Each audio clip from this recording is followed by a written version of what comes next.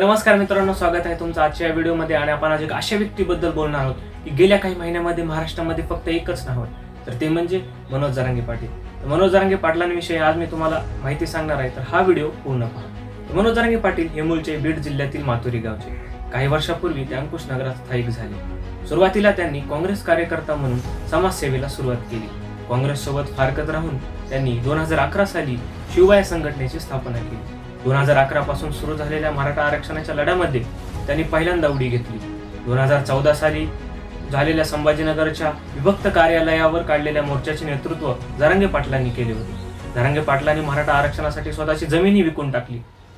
कोपर्डीच्या निर्भय अत्याचारावर करणाऱ्या आरोपीवर झालेल्या कोर्टाबाहेर झालेल्या हल्ल्यामध्ये जरांगे पाटलांचे व त्यांच्या सोबतच्या कार्यकर्त्याचे नाव पहिल्यांदा समोर आले. जरांगे पाटलांनी मराठा आरक्षणाच्या चळवळीत स्वतःला वाहून घेतले. आतापर्यंत त्यांनी 35च्या वर आंदोलने व मोर्चे काढले आहेत. जालन्यामध्ये जेव्हा लाठीचार्ज झाला त्यानंतर उपोषणाच्या दरम्यान खूप सारे नेते त्यांना भेटण्यासाठी आले. जरांगे पाटलांचा हा एक आक्रमक बाणा मराठा आरक्षणाचा लढ्याचा एक मैलाचा दगड ठरला आहे. मराठा आरक्षणाचा हा एक नवा नायक तरुणांसाठी रोल मॉडेल ठरला आहे. तर हा व्हिडिओ आवडला असेल तर नक्की लाईक करा आणि जास्तीत जास्त शेअर करा. धन्यवाद.